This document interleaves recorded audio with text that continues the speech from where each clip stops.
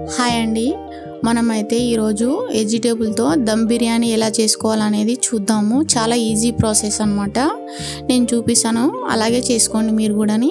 వాటర్లో కాస్త salt, carrot అంట, ఇంకా తర్వాత ఆలు, క్యారెట్, ఇంకా తర్వాత పచ్చి బఠానీ ఉంటుంది, పచ్చి బఠానీ, ఇంకా తర్వాత బీన్స్, క్యాలీఫ్లవరు, నా దగ్గర ఉండే వెజిటేబుల్ అయితే వేసేస్తున్నాను అనమాట. నేను అంటే సగం బాయిల్ అవ్వాలి మనకి. ఇక్కడ మసాలా దినుసులన్నీ మీకు చూపిస్తున్నాను చూడండి. సాజీరా అంట, చెక్క, లవంగాలు అవన్నీ వేసుకోవాలి. అల్లం వెల్లుల్లి పేస్ట్ కూడా వేసుకోవాలన్నమాట. కొద్దిగా సాల్ట్ వేసుకోవాలి, పుదీనా, కొత్తిమీర అవి కూడా యాడ్ చేసుకోవాలి, పచ్చిమిర్చి కొద్దిగా.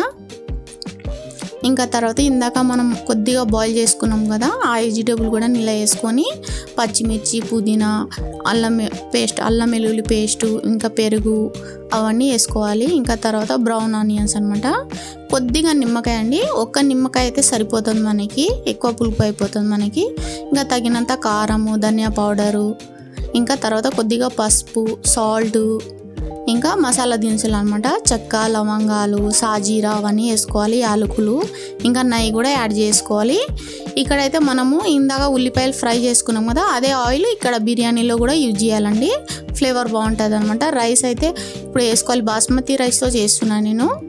కొద్దిగా ఇట్లా ఉడికినాక తర్వాత ఇట్లా వెజిటేబుల్ అయితే వేసుకోవాలన్నమాట. మనము ఒక లేయర్ అయితే వేసుకున్న తర్వాత పుదీనా, కొత్తిమీర, బ్రౌన్ ఆనియన్స్, కొద్దిగా నెయ్యి అవన్నీ యాడ్ చేసుకోవాలి. ఇప్పుడు కావాలంటే మీరు కొద్దిగా గరం మసాలా కూడా యాడ్ చేసుకొని ఇంకా తర్వాత మంచిగా కలుపుకోవచ్చు అనమాట.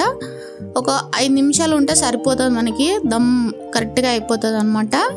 చాలా టేస్టీగా ఉంటుందండి మనకి దమ్ బిర్యానీ అయితే, హోటల్ స్టైల్లో ఉంటుంది. ఒకసారి ట్రై చేయండి మీరు. ఈ రెసిపీ మీకు నచ్చితే లైక్ చేయండి, షేర్ చేయండి, సబ్స్క్రైబ్ చేసుకోండి.